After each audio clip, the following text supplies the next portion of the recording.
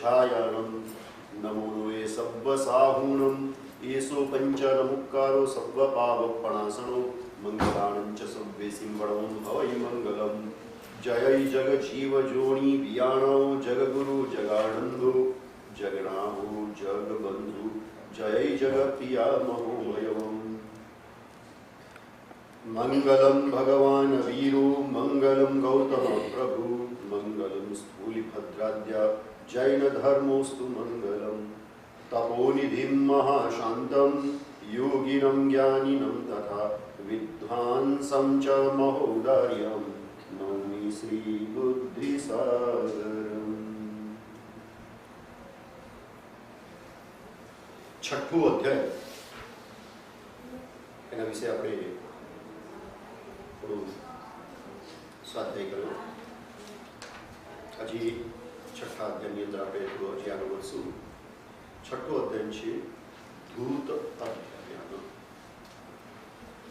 આ પહેલા સૂત્ર સ્કંદની વાત ચાલે છે, કારણ કે આચરણ સૂત્રના પહેલા સૂત્ર સ્કંદની અંદર કુલ 9 અધ્યાયો છે અને એની અંદર આ છઠ્ઠો અધ્યાય છે એ ધૂત અધ્યાય એનું નામ છે. ધૂત અધ્યાયનો અર્થ થાય છે ખંખેરવું. આની અંદર ધૂત શબ્દની વ્યાખ્યા કરતા કીધું છે કે દ્રવ્ય ધૂતમ વસ્ત્રાદિ ભાવધૂયમ કમ્મ મઠ વિહમ. જેવી રીતના આપણે નદી કિનારે કે સમુદ્ર કિનારે ફરવા ગયા હોય અને રેતી ઉપર બેસીએ અને રેતી કપડા ઉપર ચોંટી જાય, પછી આપણે ઊભા થઈએ, ખંખેરીએ અને બધી જ રેતી ખંખેરાઈ જાય. એનું નામ કીધું છે કે દ્રવ્ય ધૂતમ વસ્ત્રાદિ. વસ્ત્ર આદિ ઉપર લાગેલી જે ધૂળ રેતી વગેરે એને ખંખેરવાથી એ જે દૂર થઈ જાય છે. એવી રીતના જ ભાવધૂયમ કમ્મમઠ વિહમ. અને ભાવધૂત જે છે ખંખેરવું શું છે તો કે 8 કર્મોને ખંખેરી નાખવું એ ભાવધૂત છે. આ જે કર્મ છે ને એ કર્મ બંધની જે પ્રક્રિયા છે અને એ બંધના જે પ્રકારો છે એને સમજવાથી કેવી રીતના એ ખંખેરાય છે એ સમજમાં આવે છે. અને બીજું એ વસ્તુ છે કે આ ખંખેરવાનું થોડુંક આપણા વંદિત્વ સૂત્રની અંદર પણ વ્યવસ્થિત રીતે વિવેચન કર્યું છે.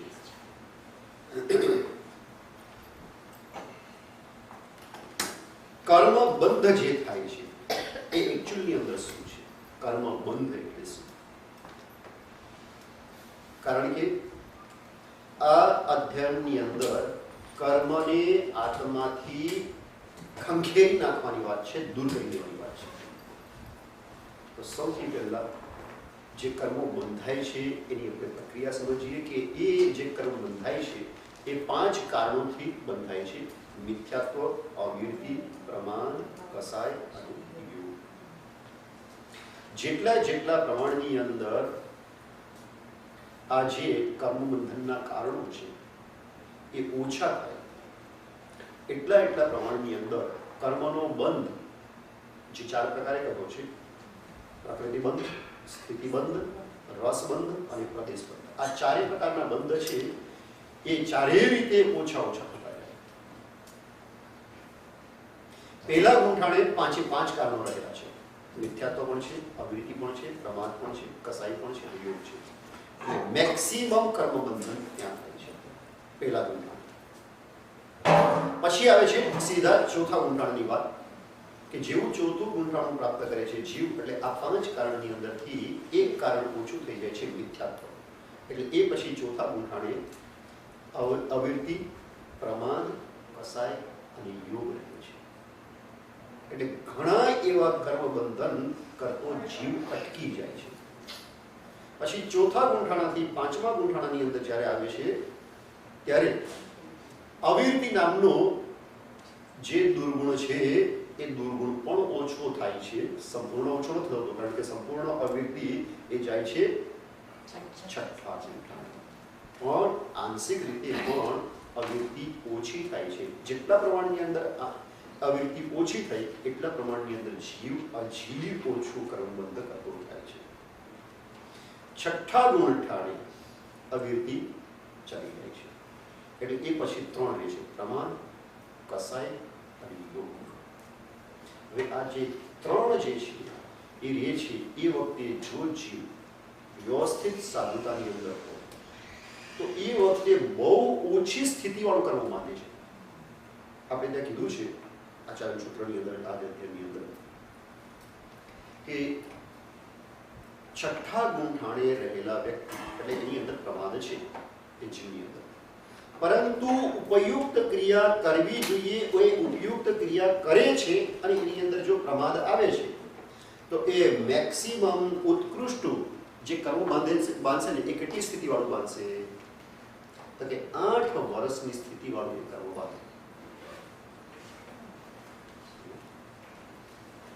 પરંતુ કસાઈ એ વખતે તીવ્ર ન હોવો જોઈએ. પણ જો કે છઠ્ઠા ગુંઠાણીની વાત જ્યારે આવે ત્યારે આમ કસાઈ તો તીવ્ર ન હોય, કારણ કે અનંતાનુબંધીનો ઉદય ફક્ત પહેલા ગુંઠાણી છે. અપ્રત્યાખ્યાનીનો ઉદય એ ચોથા ગુંઠાણા છે ત્યાં સુધી છે. પ્રત્યાખ્યાનીનો ઉદય એ પછી તો સંજોલનનો ઉદય છે. એટલે કસાઈ ત્યાં અતિ અલ્પ છે, એકદમ પાતળા છે. અને એટલા માટે આની અંદર કીધેલું છે કે વિધિપૂર્વક જે પ્રવૃત્તિ કરે બધું જ વિધિપૂર્વક કરે. છઠ્ઠા ગુંઠાણાની અંદર એટલે સાધુની વાત થઈ. વિધિપૂર્વક પ્રવૃત્તિની અંદર શું છે તો કે જે કરે તે બધું જ જૈનાપૂર્વક, ઉપયોગપૂર્વક, જાગૃતિપૂર્વક લગભગ પ્રાય, અને એની અંદર ખાસ કરીને વિધિનું ધ્યાન રાખે. પણ કોઈ વખત એનાથી પ્રમાદ થઈ જાય એટલે એને પ્રમત્ત ગુંઠાણું કીધું છે. ગોચરી જાય તો પણ વિધિપૂર્વક જાય, દ્રવ્ય ક્ષેત્ર કાળ ભાવ પ્રમાણે ગોચરી જાય, ગોચરી વાપરે તો પણ વિધિપૂર્વક વાપરે, આહાર નિહાર જે પણ કીધા છે એ વિધિપૂર્વક કરે, આવશ્યક ક્રિયાઓ પ્રતિલેખન, પ્રતિક્રમણ, ચૈત્યવંદન આદિ જે છે એ પણ વિધિપૂર્વક કરે, સંધારો પણ વિધિપૂર્વક કરે.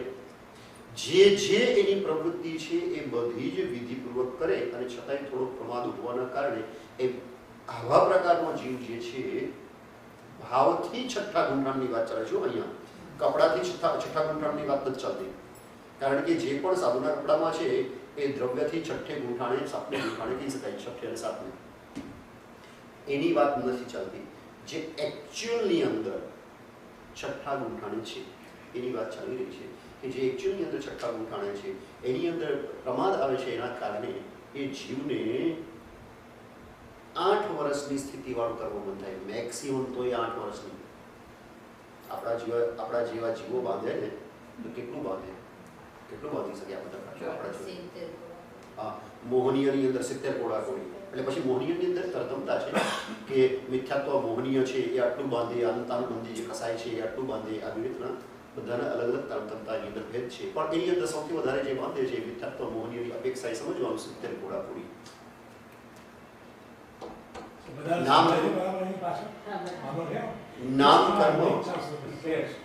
નામ કર્મ અને ગોત્ર કર્મ એ બાંધે તો 20 કોડા કોડી એ મેક્સિમમ બાંધે. પણ આ એક કોડા કોડી એટલે શું? એક સાગરપુમ એટલે શું? તમને ખ્યાલ જશે લગભગ. છતાંય તે એક ટૂંકની અંદર નહીં, કારણ કે બહુ લાંબી માહિતી આપણે એને આપી જ નથી, પણ ટૂંકની અંદર એમ કહી શકાય કે મહાસમુદ્રની અંદર જેટલા પાણીના બિંદુ એટલા વર્ષો એ સાગરોપમ, સાગર ઉપમા સામાન્ય રીતે, બહુ સામાન્ય રીતે, બહુ સ્થૂળ કીધું છે.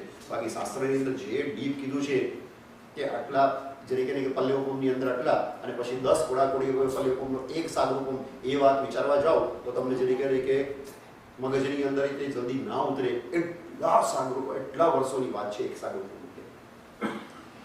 એવા 20 કોટી સાગરોપમ એ નામ અને ગોત્રનું, જ્ઞાનાવરણીય, દર્શનાવરણીય, વેદનીય, અંતરાય, આ 4 કર્મોનું તો 30 કોડા કોડી સાગરોપમ, અને મોહનીય કર્મનું 70 કોડા કોડી સાગરોપમનું એ ઉત્કૃષ્ટ આયુષ્ય બાંધે. એટલે કોડા કોડી એટલે શું? તો કે 70 કોડા કોડી એટલે 70 કરોડ ને 1 કરોડથી ગુણે જેટલા એની અંદર સાગું કોમ થાય પછી એની અંદર વર્ષનું કેલ્ક્યુલેશન એટલું મલ્ટિપ્લિકેશન કરવાનું એટલું લાંબુ બાંધી શકે. અને એની સામે આ બે સરખામણી કરીએ છીએ. બે સરખામણી શા માટે કરીએ છીએ? ખ્યાલ આવે કે જે છઠ્ઠા ગુંઠાણે બેઠેલા છે હજી તો પ્રમાદ છે એમને, એવા જીવ પણ જો બાંધે ઉત્કૃષ્ટ મેક્સિમમ જો બાંધે તો 8 વર્ષનું બાંધે કર્મ. 8 વર્ષની સ્થિતિ વાળું ક્યાં અસંખ્યતા ભવ નીકળી જાય અને માંડ ભોગવી શકાય એટલી લાંબી સ્થિતિ વાળું. અને ક્યાં ફક્ત અને ત્યાં પાછું કીધું પણ છે આચાર્ય સૂત્રની અંદર જ એનો ઉલ્લેખ છે કે આ જે ઉત્કૃષ્ટ 8 વર્ષની સ્થિતિ વાળું બાંધે ને એનો ક્ષય કરીને એ જ ભવની અંદર મોક્ષે પણ પામી શકે. જો એવો જીવ હોય, એવી યોગ્યતા વાળો હોય તો એ જ જન્મની અંદર એને મોક્ષ પણ મળી શકે છે. આગળ વધીએ. હવે એવું 8 વર્ષનું એક કર્મ નહીં આટલી ઉત્કૃષ્ટ સ્થિતિ બાંધે. જ્યારે પણ બાંધે ને કોઈ પણ કર્મ બાંધે ત્યારે ઉત્કૃષ્ટ 8 કર્મની એની સ્થિતિ 8 વર્ષની સ્થિતિ વાળું બાંધે. 8 વર્ષની સ્થિતિ વાળું બાંધી શકે. પણ એટલા ક્ષય કેટલા કરે? હવે હું તમને કહું કે કર્મ બાંધવા સરળ કે ક્ષય કરવા સરળ?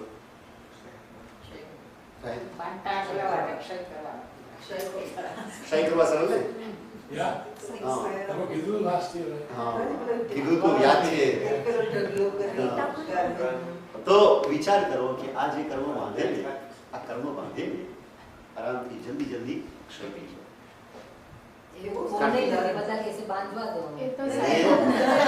થોડી વાર ચાલે છે. છઠ્ઠા ગુંઠાણે એનો વિધિપૂર્વક બધી પ્રવૃત્તિ કરનાર. વિધિપૂર્વક આપણે તો એક પ્રવૃત્તિ વિધિપૂર્વક નથી કરતા, એક પણ પ્રવૃત્તિ નહીં. સામાયિક કરતા હોય, પ્રતિક્રમણ કરતા હોય, કાંઈ પણ કરતા હોઈએ, પણ એક પ્રવૃત્તિ આપણી વિધિપૂર્વકની નથી. ઇવન રસોઈ બનાવવાની તમારે ઘરની અંદર જે છે ને એ વિધિપૂર્વકની પ્રવૃત્તિ કદાચ જ કોઈને થતી હશે કે જેની અંદર જૈણા સચવાય. જેની અંદર જૈણા સચવાય, જૈણા સાચવાના ભાવની સાથે સચવાય. એ માત્ર જેની કે ક્રિયા ન હોય પણ ભાવ શું હોય કે એ જીવો પ્રત્યે એવી અપાર ભાવ દયા હોય કે અરે આ જીવ મારાથી હણાય કેવી રીતે ના જાય. એ જીવોની અંદર પોતે પોતાપણું અનુભવે કે મને પીડા થાય તો કેટલું દર્દ થાય, એવું એ સમજી લે. એ જીવોની સતત દયા માટે સાવધાન રહે.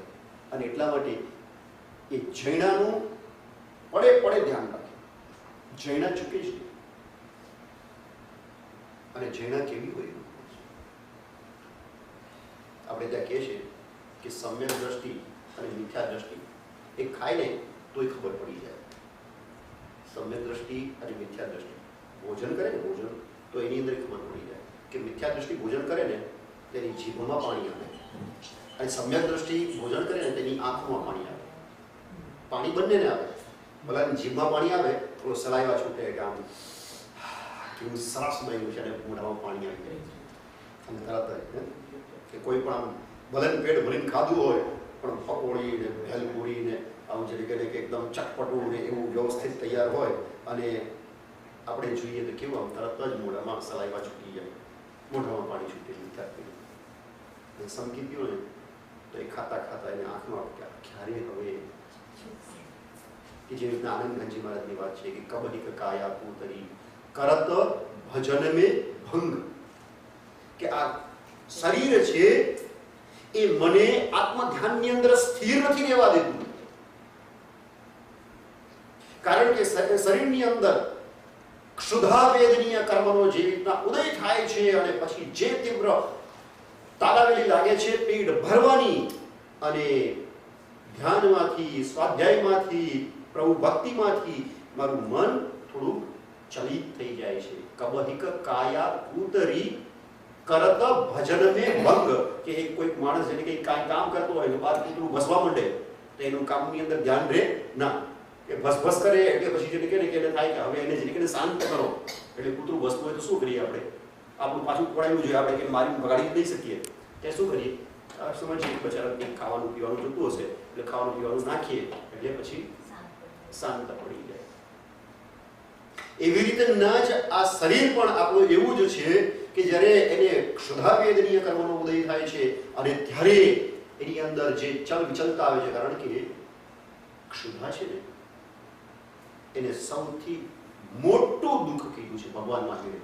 ભગવાન મહાવીરે કીધું જેટલી પ્રકારની વેદના છે ને એ બધી જ પ્રકારની વેદનાની અંદર સર્વોત્કૃષ્ટ જે વેદના છે એ ભૂખની વેદના છે. ખુહા સમો વેયણા નથી. ક્ષુધા સમાન કોઈ વેદના નથી. ખુહા એટલે ક્ષુધા, ભૂખ. એટલે જ આપણે જેને કહીએ કે ગુજરાતી શબ્દની અંદર ક્ષુધાને ભૂખ કીધું છે. ભૂખ એટલે શું? ભૂ એટલે જમીન અને ખ એટલે આકાશ. ખગોળ એટલે આકાશની જે વિદ્યા છે ખગોળ વિદ્યા. ખ એટલે આકાશ થાય અને ભૂ એટલે પૃથ્વી થાય. આકાશ ને પાતાળ ને એક કરી દે એનું નામ કહેવાય ભૂખ. ભયાનક છે. એટલે જ ભગવાન મહાવીરે પણ કહેવું પડ્યું ખુહા સમો વેયણા નથી. ક્ષુધા સમાન કોઈ વેદના નથી. એ ભૂખ સતાવે એટલે શરીરની અંદર નાખવું પડે. પાછું જેવું શરીરની અંદર આપણે નાખીએ પછી પાછું મન શાંત થાય, પછી પાછું ધ્યાન કરવાની ઈચ્છા થાય, સ્વાધ્યાય કરવાની ઈચ્છા થાય, ધર્મ કરવાની ઈચ્છા થાય. આપણે લાંબા ઉપવાસ કરી દીધા હોય અને શરીરની એટલી શક્તિ ના હોય, એટલું સામર્થ્ય ના હોય. જો કે આપણે ત્યાં તો સ્પષ્ટ રીતે કીધું છે કે તપશ્ચર્યા એ કેવી રીતના કરવી, તપશ્ચર્યાની વિધિ બતાવેલી છે આપણે. અને તપશ્ચર્યાની અંદર શરતો છે. આવશ્યક ક્રિયા, જ્ઞાન, ધ્યાન, સ્વાધ્યાય, વ્યાવચ, આ કંઈ પણ ન ચૂકાય. અને સાથે સાથે જો તપ થઈ શકે તો એટલું તપ કરવું. બાકી આ ચૂકીને તપનું મહાત્મ્ય જીન ધર્મની અંદર નથી.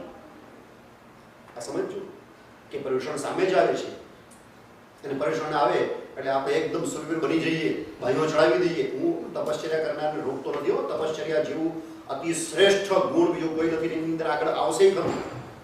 આની અંદર પણ કઈ છે વસ્તુ. તપશ્ચર્યા ઉત્કૃષ્ટ છે. પરમાત્મા મહાવીર મહાન આત્મજ્ઞાની હતા.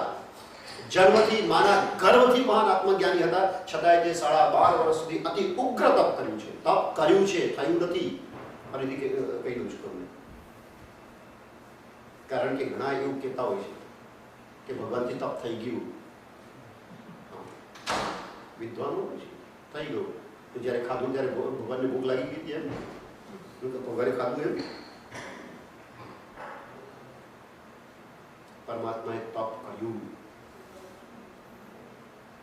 કારણ કે એનું રીઝન બતાવતા કીધું પણ છે અમુક જે કર્મ છે, અમુક કર્મ તે એવી રીતના જ ક્ષય થાય છે તપશ્ચર્યા દ્વારા છે. અમુક કર્મ છે જ્ઞાન દ્વારા ક્ષય થાય છે, અમુક તપશ્ચર્યા દ્વારા ક્ષય થાય છે, અમુક વ્યાવચન દ્વારા ક્ષય થાય છે, અમુક સ્વાધ્યાય દ્વારા થાય છે. બાકી નિશ્ચયની દ્રષ્ટિએ જોવા જઈએ તો જ્યારે ક્ષપક શ્રેણી માંડે ત્યારે ફક્ત મનના ઉત્કૃષ્ટ પરિણામથી બધા ક્ષય થઈ જાય છે. પરંતુ આપણે ત્યાં કીધું છે કે ક્ષપક શ્રેણી પણ ત્યારે જીવ માંડી શકે કે જ્યારે એની અમુક પ્રકારની કર્મક્ષમ દ્વારા યોગ્યતા પેદા થઈ હોય. એ વગર એક ક્ષપક શ્રેણી પણ ના માંડી શકે. કારણ કે એ વખત કીધું છે ક્ષપક શ્રેણીની અંદર કોઈ કર્મ નિકાચિત રહેતું જ નથી. બરાબર છે. ત્યારે બીજી જગ્યાએ એ જ વસ્તુને હજી આગળ વધાર્યું છે અને એમ કીધું છે કે નિકાચિત નથી રહેતું. એનો અર્થ એમ સમજવાનો કે જે હવે નિકાચિત બાકી રહ્યું છે તે નિકાચિત નથી રહેતું. હવે બાકી રહ્યું છે એનો અર્થ શું કરવાનો? તો કે જે ખરા અર્થની અંદર નિકાચિત હતું ને એ જ્યાં સુધી હાજર હતું ત્યાં સુધી તો એ શ્રેણી પણ માંડી શકે એમ નહોતો. એટલે એને શ્રેણી બાંધી. એનો અર્થ એ થયો કે એનું એવા પ્રકારનું જે નિકાચિત જે વગર ભોગવીએ એનો છુટકારો જ નહોતો એ પતી ગયું અને પછી એને ક્ષપક શ્રેણી આવી છે. ભગવાન મહાવીરનો દાખલો લીધો સામે. અને આ શાસ્ત્રકાર મહર્ષિના શબ્દો છે, મારા નથી. ભગવાન મહાવીરનો સામે દાખલો લીધો. 12.5 વર્ષ સુધી અતિ ઉત્કૃષ્ટ ધ્યાનપૂર્વકનું અતિ ઉત્કૃષ્ટ તપ, પરંતુ એની અંદર કેટલા પરિસહો, ઉપસર્ગો, એના દ્વારા કેટલું કર્મની નિર્જરા થઈ, પછી એમને ક્ષવક શ્રેણી માંડી છે. અને મલ્લિનાથ ભગવાનને એવું કર્મ ઉપસ્થિત નહોતું તો દીક્ષા લીધી, અને એના પછીના પહારે તો એમને કેવળ જ્ઞાન થઈ ગયું. એવું કર્મ ઉપસ્થિત નહોતું તો ક્ષવક શ્રેણી તરત આવી ગઈ, અને એવું ઉપસ્થિત હતું તો ભગવાન મહાવીરને ન આવી. એટલે આની અંદર નિકાચિત નથી રહેતું. એનો અર્થ એ સમજવાનો કે જે અતિ નિકાચિત છે એ ક્ષય થાય, પછી ક્ષપક શ્રેણી આવે, અને પછી સામાન્ય નિકાચિત જે કર્મ છે એ નિકાચિત નથી રહેતું. છઠ્ઠા ગુંઠાણાની વાત આપણે કરીએ છીએ કે એ ગુંઠાણાની અંદર એની જાગૃતિ એવી આવી છે કે લગભગ એ જીવ ધ્યાન રાખે એટલા માટે જ એને મેક્સિમમ ઉત્કૃષ્ટનું જે ક્રમબંધન થાય એ માત્ર 8 વર્ષની સ્થિતિવાળું. પણ એનાથી આગળ કીધું છે કે 7મે, 8મે, 9મે અને 10મે ગુંઠાણા, આ 4 ગુંઠાણાની અંદર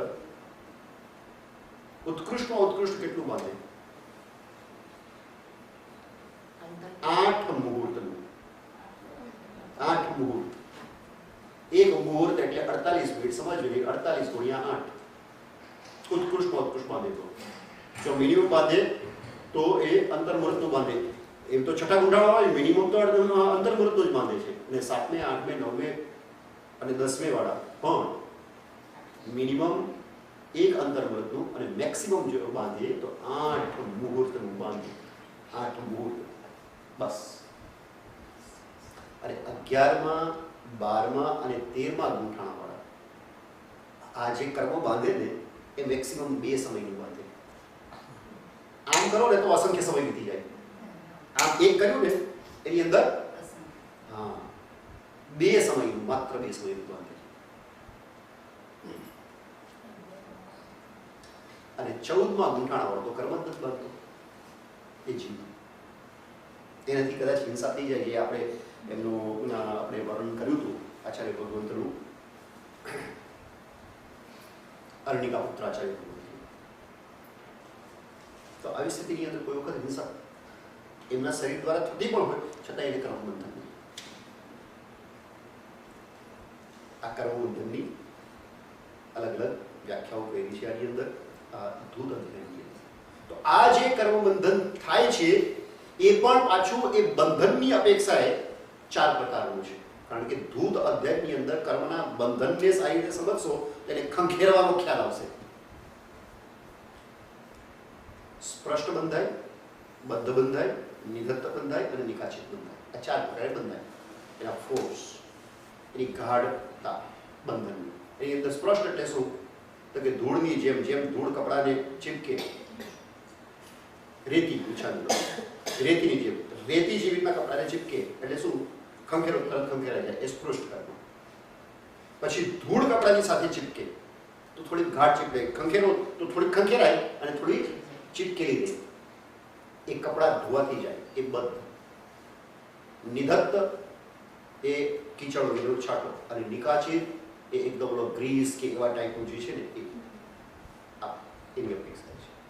એની અંદર સ્પષ્ટ બદ્ધ અને નિધત્ત જે કર્મો છે ને એ કર્મો વિવિધ જે આરાધનાઓ બતાવેલી છે ને એના દ્વારા ખરી પડે છે.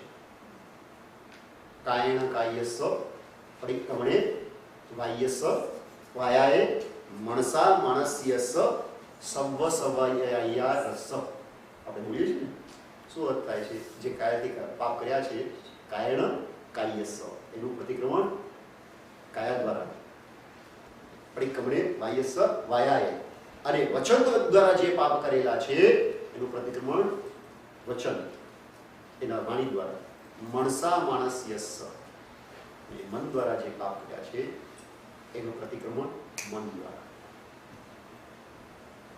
બહુ ચોખ્ખા સામે ઉલ્લેખો છે. એનો અર્થ એ થયો કે અમુક જે કર્મ છે એ સામાન્ય વિધિ, ક્રિયાઓ, પ્રતિક્રમણ, ની બાહ્ય ક્રિયા કે સામાયિકની બાહ્ય ક્રિયા અથવા તો તપશ્ચર્યા અથવા તો સામાન્ય બાહ્ય વ્યાવચ વગેરે એનાથી ફટાફટ એ ક્ષય થઈ જાય છે. પરંતુ અમુક એવા ગાઢ કર્મો હોય છે એના કરતાં થોડા વધારે, જેવી રીતના રેતી ચીપકી છે શરીરને તો ખંખેરી અને નીકળી જશે, દૂર થઈ જશે. પણ ધૂળ ચોંટે તો એના માટે પાણીની અંદર ધોવું પડશે, થોડુંક મસળવું પડશે.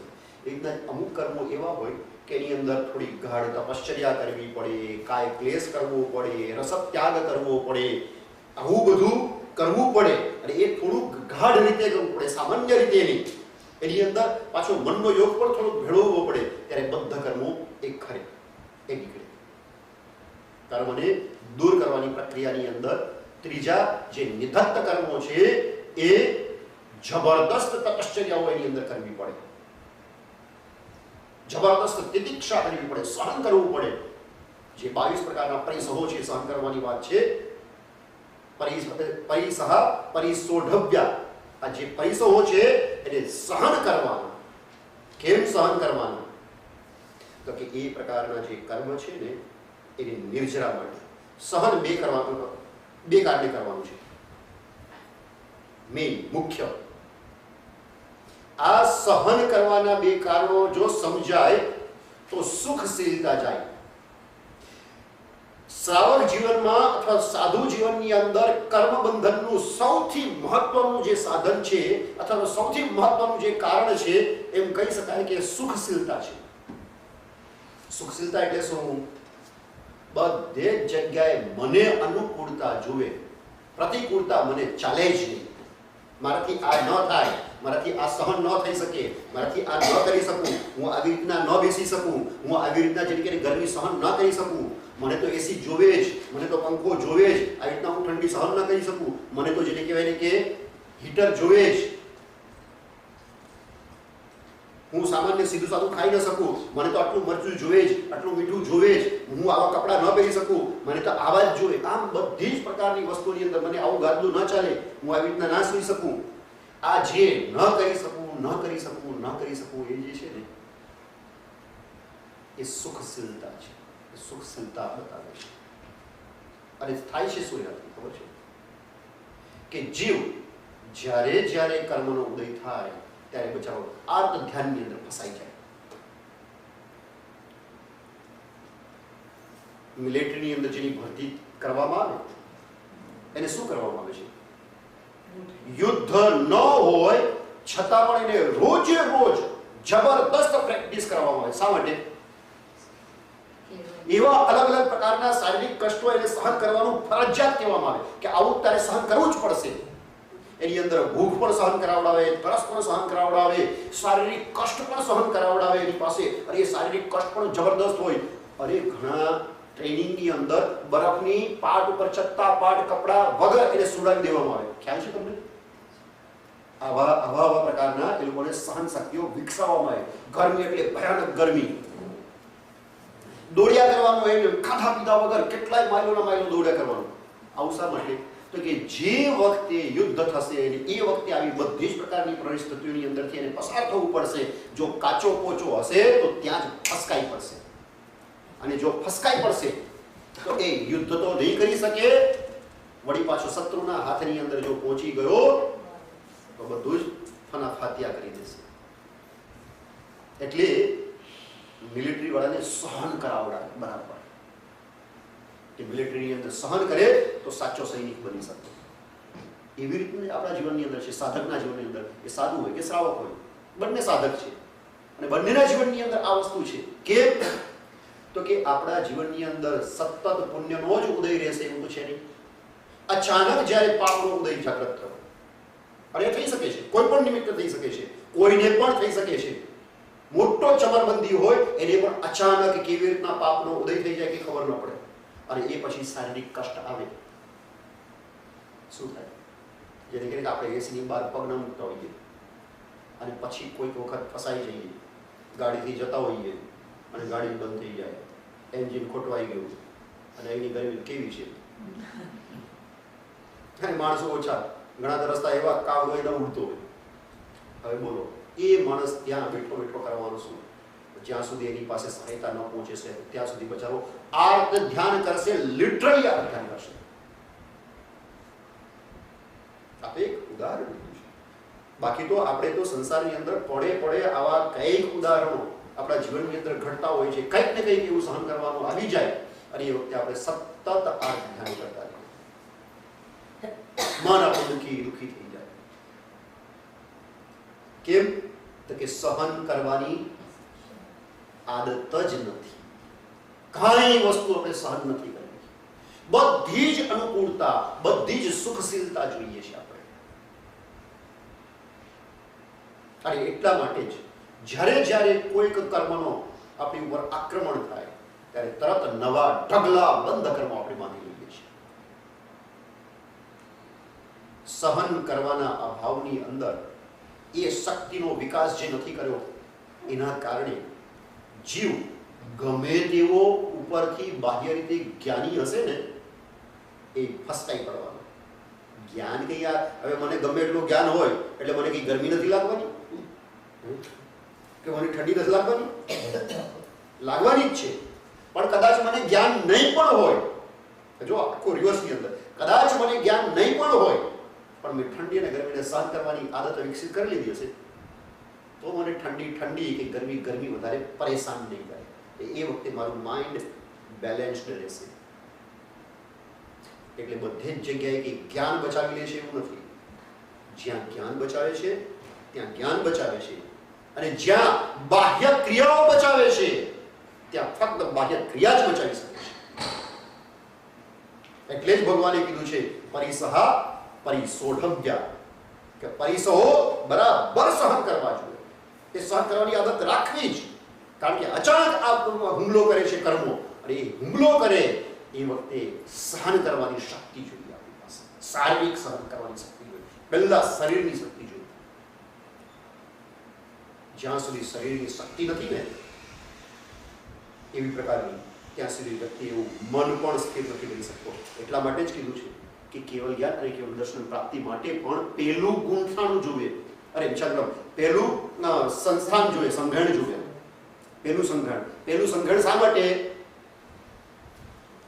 પહેલા સંઘણની અંદર સહન કરવાની એવી ઉત્કૃષ્ટ શક્તિ છે, એવું બળ છે, સહન કરી શકે છે. અને એટલા માટે જ વિપરીત પરિસ્થિતિની અંદર પણ મન એનું ચલાયમાન નથી થતું. અને આપણે તો થોડું કંઈક થયું ને તરત જ ચલાયમાન થઈ જાય. આપણી ઈચ્છાથી વિરુદ્ધ કંઈ પણ થયું કે આપણી ઈચ્છાને અનુકૂળ કંઈ પણ ન થયું અને તરત જ આપણું મન ડગી જશે, તરત ચલાયમાન થઈ જશે. આ ધૂત અધ્યાયની અંદર સૌથી મહત્વની વસ્તુ છે એ આ સમજવાની છે કે જો ખરેખર કર્મને ખંખેરી દેવા હોય તો સહન શક્તિનો વિકાસ કરવો. કારણ કે જેને સહન શક્તિનો વિકાસ કરેલો છે એ વ્યક્તિ જલ્દીથી નાની વાતોની અંદર કર્મ નથી બાંધતો. અને બીજું, જે કર્મ બાંધેલા છે અમુક એ તપશ્ચર્યાની અગ્નિની અંદર, એ કાય ક્લેશની અંદર કીધું છે ધુનન કરવું, ખંખેરી ના. શરીરને ખંખેરે છે ને બરાબર છે, એ આત્મા ઉપર રહેલા કર્મોને ખંખેરી શકે છે. શરીરને ખંખારવાનું છે પરંતુ જ્ઞાનપૂર્વક સમજીને. એમને તપશ્ચર્યા કરવાથી, જ્ઞાન વગર કરવાથી એટલો ફાયદો નથી થતો. ફાયદો ચોક્કસ થાય છે પણ એટલો બધો ફાયદો નથી. એટલા જ આપણે ત્યાં કીધું છે જમ અન્નાણી કમ્મમ ખવી બહુયાઈ વાસ કોણી તમ નાણી તિહિમ તો ખવી સાસમિસ્તેનમ. કે એક અજ્ઞાની વ્યક્તિ કરોડો વર્ષો સુધી કષ્ટ ક્રિયાઓ કરીને સહન કરીને જેટલા કર્મોનો ક્ષય કરે, જમ અન્નાણી કમ્મમ ખવઈ બહુયાઈ વાસકોડી, ઘણા બધા કરોડો વર્ષો સુધી બહુયાઈ વાસકોડી તમનાણી એટલા કર્મોને ક્ષય કરતા તમનાણી તિહિમ ગુપ્તો, 3 ગુપ્તિથી યુક્ત, મન ગુપ્તિ, વચન ગુપ્તિ અને કાય ગુપ્તિ. એટલે કે સમજ બુજપૂર્વક એટલા જેને કે કર્મને ક્ષય કરવા માટે એને કેટલો સમય લાગે છે? ખવઈ ઉષાસમિતેન. એક શ્વાસોશ્વાસ, માત્ર એક શ્વાસોશ્વાસની અંદર એટલા કર્મનો ક્ષય કર્યો. એટલે માત્ર શારીરિક કષ્ટથી નથી થતું, પરંતુ શારીરિક કષ્ટ ત્યાં જરૂરી છે અને સાથે સાથે મનનું એવું પરિણામ પણ જરૂરી છે. આવી રીતના થાય ત્યારે એ જીવ જબરદસ્ત રીતે કર્મની નિર્જરા પ્રાપ્ત કરે છે અને આવો જે જીવ છે એ વધારે કર્મ નથી માનતો અને એ કીધું છે એ જે જીવ છે એ પોતાના જેટલું એ સમય એનો રહે છે જન્મ વગેરે જીવન, એટલા સમયની અંદર સતત એ કર્મ નિર્જરા કરતો આગળ જ વધતો જાય છે. યાદ રાખજો કે આપણે આ જન્મની અંદર જેટલી જર્ની કરી, જેટલા આત્મિક રીતે આગળ વધ્યા, એ આગળ તો આવે જ છે, એ આપણી સાથે આવે છે એ જર્ની, એ સંસ્કાર. પરંતુ એકચ્યુઅલની અંદર આત્માની અંદર એ સંસ્કાર અનાસક્તિના જો બેસાડ્યા છે તો જ્ઞાનપૂર્વક એ સંસ્કાર અનાસક્તિના ફક્ત તપશ્ચર્યા કરી કાઢી છે એવું નહીં, પણ અનાસક્તિના સંસ્કાર જો બેસાડ્યા છે, કારણ કે જે સંસ્કાર આપણે નાખીએ છીએ આત્માની અંદર એ સંસ્કાર આગળ કન્ટિન્યુ થાય છે. જો કોઈક વખત કોઈ પણ કારણસર ખોટા સંસ્કાર નાખી દેવામાં આવે તો એ પણ બહુ મુશ્કેલ કરે છે, બહુ મુશ્કેલ કરે છે. એટલે આપણે ત્યાં કીધું છે કે કર્મ બંધનની પ્રક્રિયાને અટકાવવા માટે ખોટા સંસ્કાર આત્મા ઉપર પડવા નહીં દેવા. કદાચ કોઈ જીવથી પાપ થાય પણ એને પાપને કોઈ દિવસ સારું નહીં ગણવું. જે દિવસે કોઈ જીવ છે કે પાપ ઓછું કરે છે, કારણ કે એને એવું વાતાવરણ મળ્યું છે કે એ જીવને વધારે પાપ કરવાની જરૂરત નહીં પડે, વાતાવરણ એવું મળ્યું, પરંતુ એ પાપને પાપ નથી માનતો અને મજેસી જીવ છે, એટલે કે પાપને ખરાબ નથી માનતો. તો એવો જીવ હશે ને એની અંદર ગાઢ સંસ્કાર ખોટા પડતા જશે. બીજી તરફ કોઈક જીવ એવા હોય કે પૂર્વજન્મના પાપોદયના કારણે એને એવું વાતાવરણ મળે કે એને બચારાને કમને પણ પાપ કરવા પડે, ઈચ્છા નથી છતાં એને કરવા પડે. જોજો આપણી આસપાસ જ આવા લોકો આપણને દેખાશે કે કોઈક એવા હોય બચારા હણકર્મી, પણ એને એવું સમજો કે બહારથી જ એવી સુખ સંપત્તિ મળી નથી અને એને કામ કરવું પડે છે. કામની અંદર જે એના એવા અંતરાયો છે કે એને સારું કામ નથી મળતું, પણ જેની અંદર કદાચ હિંસાઓ વિશેષ સમાયેલી છે એવું કામ એને કરવું પડે છે, પણ છતાંય તે એ પ્રતિ પડે એ મનની અંદર એ ભાવ ધરતો હોય કે કેવું મારે ખરાબ કરવું પડે છે, શું મારો પાપનો ઉદય છે. એને પાપ ઉપર ધિક્કાર, પાપ વધારે કરશે પણ પાપ ઉપર ધિક્કારના કારણે એ પોતાના આત્મા ઉપર સંસ્કાર ખોટા ઓછા પડશે. અને ઓલો છે પાપ ઓછું કરે છે પણ પાપને ખોટું માનતો જ નથી, એ બધું ઠીક છે, પાપ પુણ્ય શું છે, એ પોતાના આત્મા ઉપર વધારે સંસ્કાર નથી. એવી રીતના ધર્મના સંસ્કાર છે સામે, કે જે જીવ ધર્મના સંસ્કાર વધારે નાખે છે તો એને એટલો જ ફાયદો થાય છે, આગળના જન્મોની અંદર ફાયદો થાય છે. અને આ વસ્તુ કેવી રીતે સમજવાની છે, એ પ્રતિ પડે આ વસ્તુને સમજવાની છે. એવું નથી કે આપણે ફક્ત આવ્યા દેરાસર કે ઉપાશ્રય આવ્યા ત્યારે જ આપણે જે કહીએ કે આ બધું ચિંતન કરી લીધું અથવા સામાયિક કરી લીધી, દેરાસરની અંદર પૂજા કરી લીધી એટલે વાત ખતમ થઈ ગઈ, એવું નથી. પરંતુ એકચ્યુઅલની અંદર તો પ્રતિ પડે આ વસ્તુનો ઉપયોગ રાખવાનો છે કે મારે મારા જીવનની અંદર ધર્મના સંસ્કારને દ્રઢ કરતા જવાનું છે. જે સામે મને નિમિત્તો મળે છે, કોઈક વ્યક્તિ આપણી સાથે ખરાબ કરીને ગયો ત્યારે તે આપણું મન છે એ ખરાબ પ્રતિક્રિયા ન કરે, ખરાબ રીતે રિએક્ટ ન કરે, પણ થોડું શાંતિથી રિએક્શન ન રહે, ક્રોધ વગેરે જે છે એ કંટ્રોલમાં રહે, તો એ ધર્મને સારી રીતે જાણે છે અથવા તો એને ધર્મ પચાવ્યો છે, ડાયજેસ્ટ કર્યો છે, એ સમજી શકે છે. ધર્મ એ પ્રતિપળની વસ્તુ છે, પ્રતિપળની વસ્તુ છે. તો આ ધૂત અધ્યયનની અંદર એ વાત જણાવેલી છે. હવે ધૂત અધ્યયનની અંદર બીજી પણ વાત છે, ખાસ કરીને ઉપદેશના અર્થની અંદર જીવો છે એને તારવા માટે ઉપદેશ કેવો આપવાનો છે. એક વસ્તુ છે આ કર્મને ઓછા કરવાના. અને આ જે ઉપદેશની વાત છે એ મુખ્યતયા જે સાધુ અથવા ઉપદેશક છે એના સંદર્ભે છે. અને એ ઉપદેશ માટે પણ ભગવાન મહાવીરે 9 મુખ્ય વસ્તુઓ બતાવેલી છે. અને એ 9 જે છે એ અદ્ભુત છે. કારણ કે ઉપદેશની અંદર આપણને કેવું ગમે સાંભળવું ખબર છે? જે થોડુંક ચટપટું હોય, એની અંદર થોડા જોક્સ હોય. જો તમે સાંભળો, તમે સમજો. અત્યારે લગભગ ઘણી વખત એવા વ્યક્તિઓ વધારે બાહ્ય રીતે સફળ થતા દેખાય કે જે લોકો થોડુંક હસાવી શકે, થોડુંક જેને કહે કે મનોરંજન કરી શકે, થોડુંક વધારે લોકોની ભીડ ભેગી કરી શકે, ત્યારે પરમાત્માએ ઉપદેશના ગુણો બતાવ્યા છે એની સામે કે ઉપદેશક કેવા પ્રકારના ઉપદેશ આપવાના છે. અદ્ભુત અધ્યાય એ વસ્તુ બહુ સારી સમજવા જેવી છે. અને આપણે શા માટે સમજવા જેવી છે? આપણે ઉપદેશ તો એટલો બધો આપવાનો નથી. આપણે તો સામાન્ય જેને કે ઉપદેશ સાંભળવાનો છે. આપણે શ્રાવક છીએ, બરાબર છે? તો કેમ સમજવાનું? તો કે કેવો ઉપદેશ સાંભળવો એનું જ્ઞાન નથી મળે. કે કેવો સાંભળવાનો? કદાચ ઓલો ગમે હોઈ શકે કે કારણ કે આપણે બધા જ સંસારી જીવો છે. આપણને ગમવાનું તો એ જ છે. નોર્મલની અંદર નોર્મલ ભાષામાં કહું તો કોઈને આર્ટ ફિલ્મ ન ગમે, કમર્શિયલ ફિલ્મ જ બધાને ગમે. ભલે ગમે એટલી આર્ટ ફિલ્મ છે, ગમે એટલી સારી હોય, છતાંય તે ત્યાં ભીડ ભેગી કોઈ દિવસ થાય જ નહીં ને એ કોઈ દિવસ વકરો ન કરી શકે.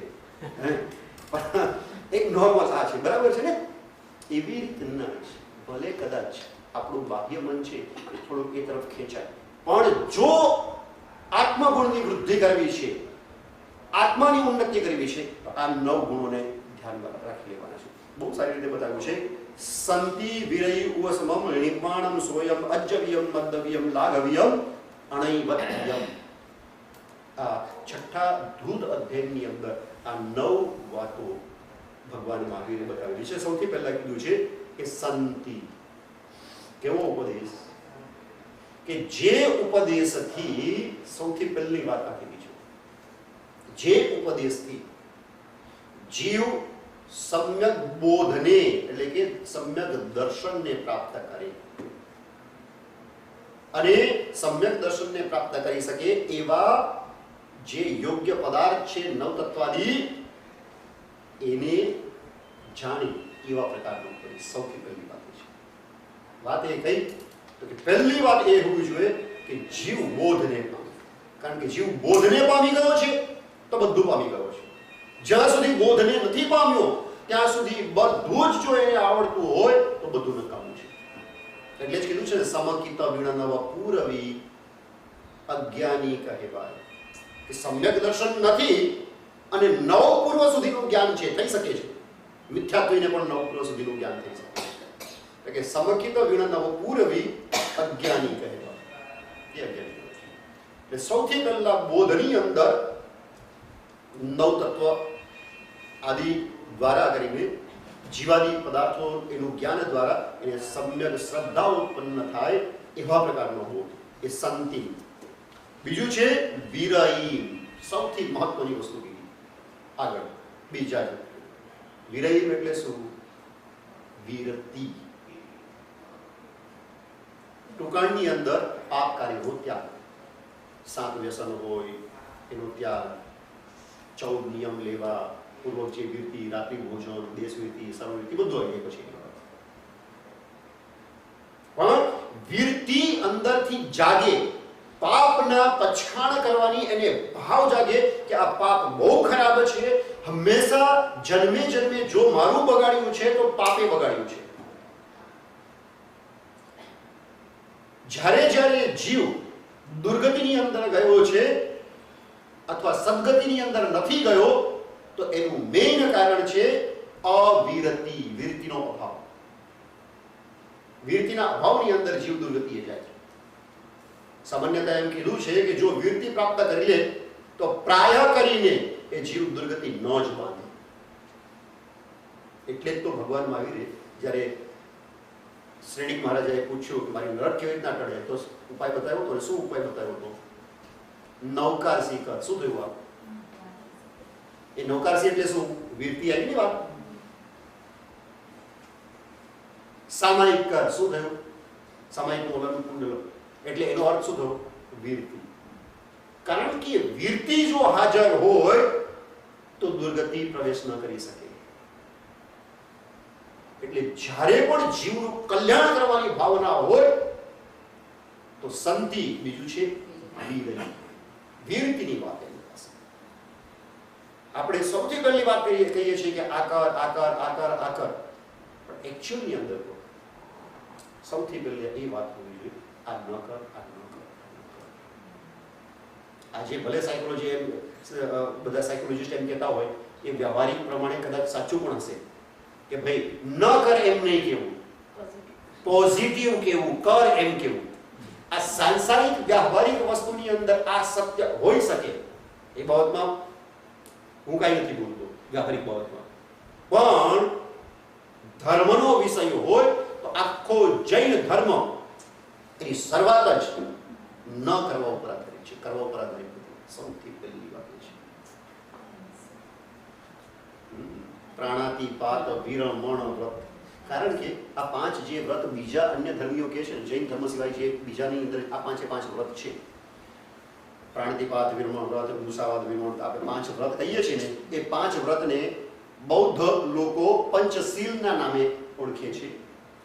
હિન્દુઓ એને પાંચ યમ કહે છે કે અહિંસા, સત્ય, અચૌર્ય, બ્રહ્મચર્ય, પરિગ્રહ. પણ એકચ્યુઅલી અંદર સમજો કે ભગવાન મહાવીરે જે રીતનો ઉપદેશ આપ્યો છે પ્રાણાતિપાત વિરમણ વ્રત, એમને એમ નથી કીધું કે અહિંસા વ્રત. એનું રીઝન શું છે? તો કે આ રીતે જે જગતના અન્ય જે પણ મત વગેરે કહે છે એ રીતનું વ્રત પાળવું એ શક્ય જ નથી. હમણાં તમને એ કહીને બતાવું. જે રીતે સમજો કે આપણું બીજું વ્રત શું છે? મૃષાવાદ વિરમણ વ્રત. અને એને નોર્મલ બીજા જે અન્ય ધર્મોની અંદર એની પ્રવૃત્તિ કેવી રીતના કરી છે? શું કેવું? સાચું બોલવું એવું કીધું છે. સાચું બોલવું, હે, સત્ય, અહિંસા, સત્ય, અચૌર્ય, બ્રહ્મચર્ય અને પરિગ્રહ.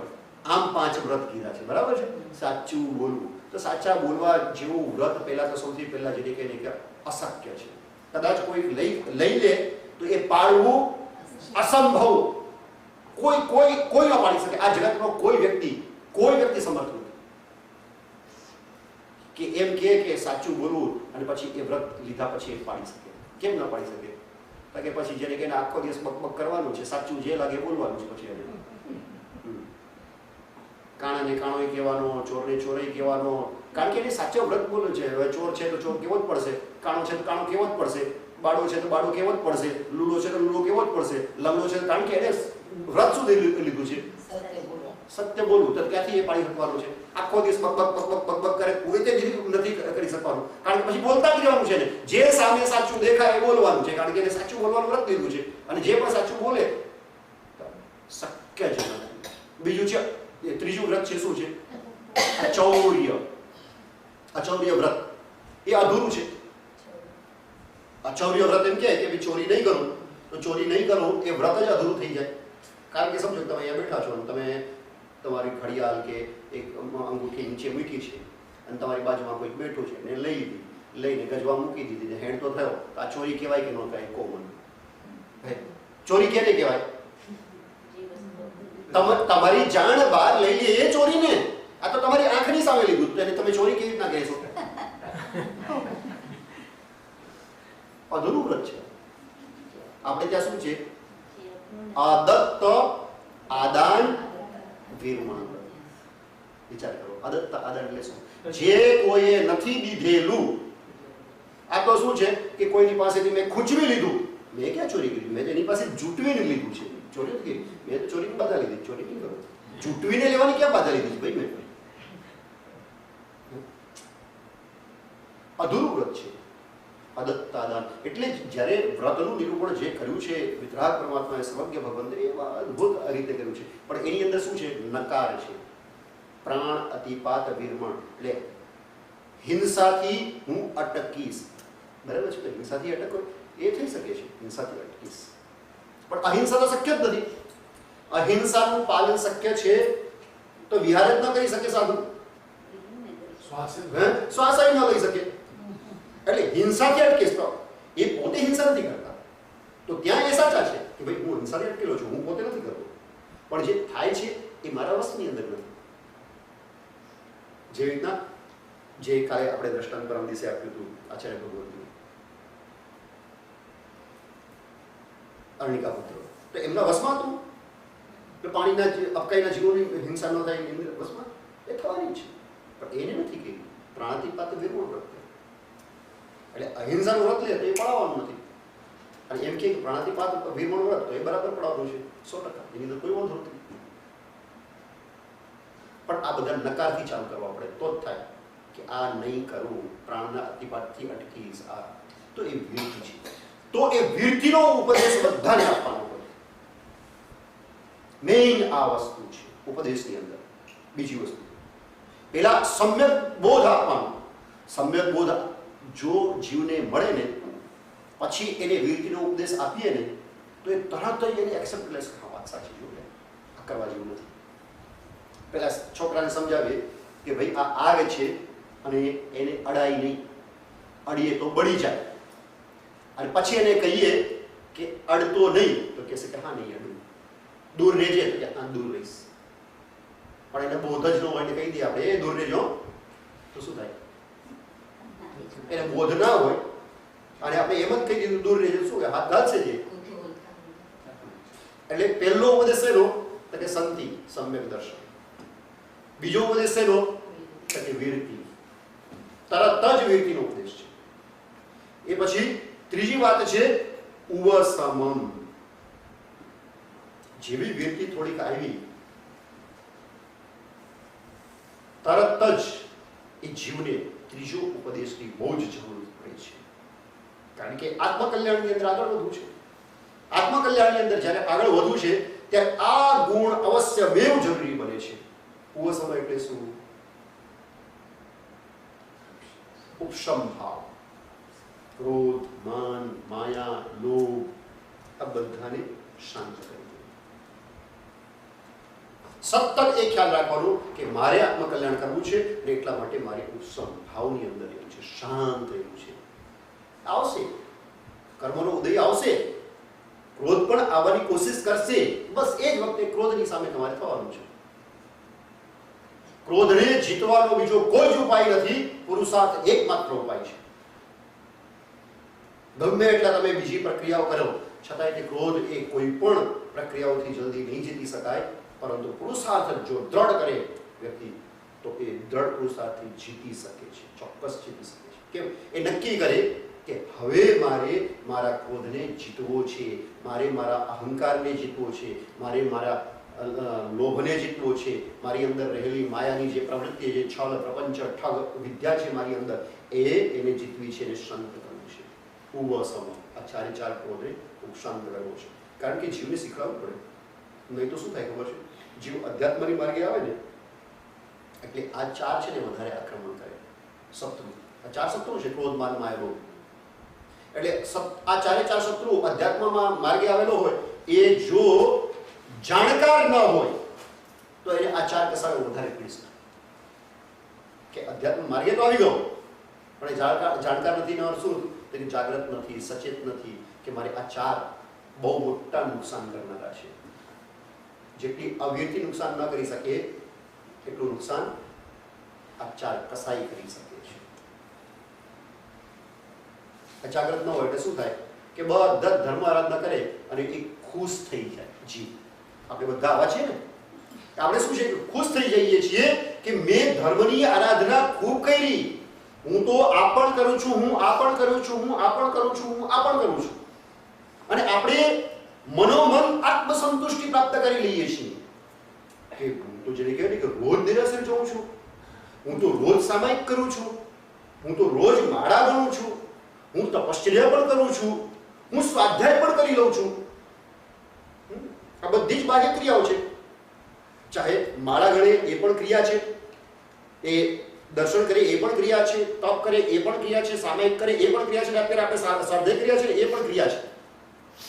તમે કહેશો સ્વાધ્યાય કેવી રીતના ક્રિયા છે? તો કે જ્યાં સુધી એ સ્વાધ્યાય પોપટીયું જ્ઞાન છે ત્યાં સુધી એ ક્રિયા છે સ્વાધ્યાય.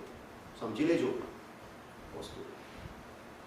ગમે એટલું આપણે જેને કહેવાય કે મનની અંદર વિચાર કરીએ કે ઓહો હવે તો હું સ્વાધ્યાય થઈ ગયો, હવે તો મને હું થોડોક આગળ નીકળી ગયો. નો, એ બીજા સ્વરૂપ પ્રગટી જાય છે.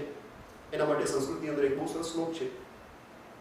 અજીર્ણમ તપસઃ ક્રોધો જ્ઞાનાજીર્ણમ અહંકૃતિ પરતપ્તિ ક્રિયાજીર્ણમ અન્નાજીર્ણમ વિસુચિકા.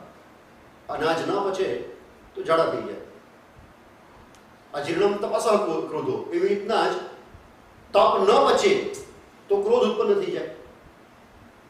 ઘણી વખત તમે કે સાંભળશો કે તપસી હોય ને એ બહુ ક્રોધી હોય. ખોટી વાત, તપસી ક્રોધી હોય જ નહીં. તપશ્ચર્યા ન પચે, ડાયજેસ્ટ ન થાય તો ક્રોધી બને છે.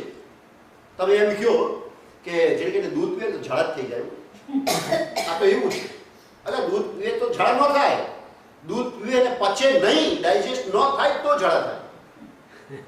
એમ તપશ્ચર્યાથી ક્રોધ ન ઉત્પન્ન થાય, પણ તપશ્ચર્યા કરે ને ડાયજેસ્ટ ન થાય તો એને ક્રોધ આવે. અજીર્ણમ તપસઃ ક્રોધો જ્ઞાનાજીર્ણમ અહંકૃતિ. એવી રીતના આ જ્ઞાનનો અજીર્ણ થઈ જાય. જો જ્ઞાન ન પચે તો શું થાય? જ્ઞાનાજીર્ણમ અહંકૃતિ. એટલે આ પણ એક ક્રિયા બનીને રહી જાય. પછી વ્યક્તિ કે આંખ બંધ કરીને પોતે જે પણ જેને કહે કે સ્વાધ્યાય કરે, એક રિપીટ કરી રાખે, એનાથી કઈ શુદ્ધિ, આત્મશુદ્ધિ ન આવે. એ પરિણતિ અહીંયા સતત પડે જાગૃત રહેવી જોઈએ. પરિણતિ કે જ્યારે જ્યારે સામે વિપરીત પ્રસંગ આવે, જ્યારે કસાયના ભાવનો ઉદય આવે, એવા પ્રકારના પ્રસંગ આવે, એવા નિમિત્ત મળે, એવું વાતાવરણ ક્રિએટ થાય, ત્યારે એના મનની અંદર જે પરિણામ છે ને એ નિમિત્તની સામે એ લડે. એના પરિણામ નિમિત્તની સામે લડે એટલે શું? કે જે નિમિત્ત મળ્યું ક્રોધનું, એની સામે થઈને એ વિચાર કરે કે મારે ક્રોધ નથી, આ તો થાય. આવું તો છે સંસારની અંદર, આવું થતું રહેવાનું. અરે મારા કરવાનો ઉદય છે, મારો પોતાનો દોષ છે, આવી રીતે સમજવાનું. અને એમ કરીને એની પરિણતિને એ વખતે સતત શુદ્ધ બનાવે. જ્યારે કર્મ એટેક કરે ત્યારે એ પરિણતિને ચોખ્ખી રાખે. તો એ જ્ઞાન, તો એ સ્વાધ્યાય. નહીં તો આ બધું પોપટ્યું. જો અવસરે આ સાંભળેલું કામ ન આવે, શું તો ઓલા સૈનિક જેવી હાલત થઈ જાય. ઓલા સૈનિક જેવી હાલત થઈ જાય કે એને ઘણું શીખ્યો કેવી રીતના શૂટિંગ કરવું, ટાર્ગેટ બરાબર એને મારતા આવડી ગયું, 100 માંથી 100 એને પોઈન્ટ્સ મળતા થઈ ગયા. યુદ્ધનો સમય આવ્યો અને જ્યાં સામે ઓલા વિરોધી દેખાયા અને બંદૂક ફેંકી અને પૂંછડી વાળી ભાગી ગયો, તો શું કહે આપણે એને? પછી એને શૂટિંગ કરતા ગમે એટલું આવડી ગયું, એનાથી શું થયું? ગમે એટલું આ બધું મગજની અંદર આવડી ગયું તો શું થઈ ગયું? મગજમાં હોવાથી એનો કોઈ ફાયદો નથી. અને જો એકચ્યુઅલી અંદર જે વખતે આ જ્ઞાનની આત્માની ઉન્નતિ માટે જરૂરત છે, એ વખતે જો આ જ્ઞાન કામમાં ન આવે અને આપણે ક્રોધમાં, માનમાં, માયામાં, લોભમાં, રાગમાં, દ્વેષમાં, કીર્તિમાં, યશમાં, પ્રશંસાની અંદર આ બધાની અંદર ફસાતા રહીએ તો આપણું અને આ કબાટ છે ને એની અંદર કાંઈ ફરક નથી.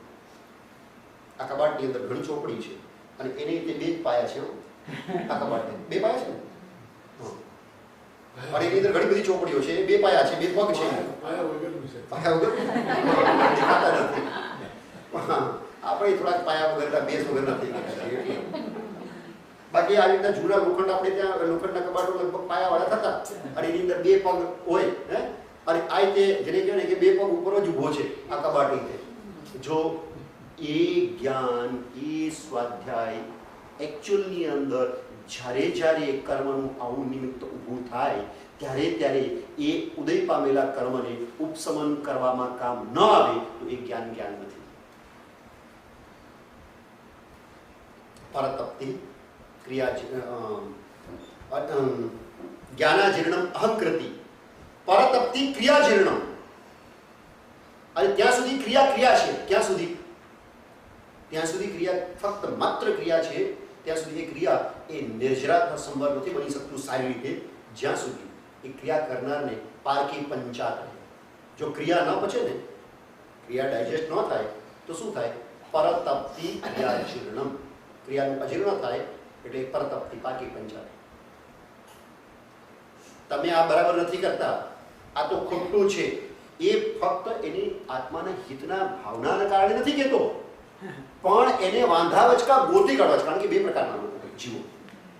એની અંદર એક જીવ એવો હોય ખરેખર બીજાને એક કલ્યાણ મિત્ર માને, કલ્યાણ મિત્ર માનીને એ એની ભૂલને સુધારે, બહુ પ્રેમ હોય એની અંદર ભાવના હોય, એવી રીતના કરે છે તો કોઈ વાંધો નથી.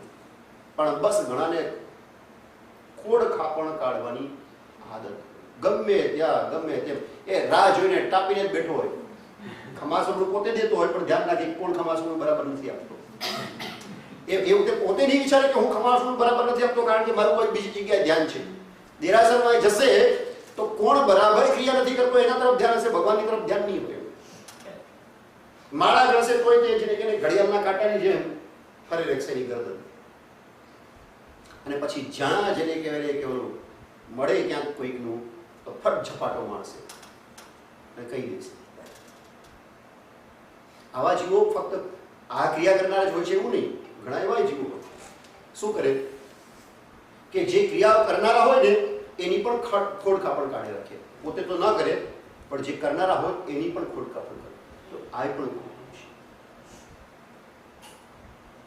ઉપસમ ભાવ એનો ઉપદેશ કે જે જીવો યોગ્યતાવાળા કે જે સાંભળવા આવ્યા છે સૌથી મહત્વની વાત આ બધી કરે કે ભાઈ ઉપશાંત થાઓ, ઉપશાંત થાઓ, ઉપશાંત.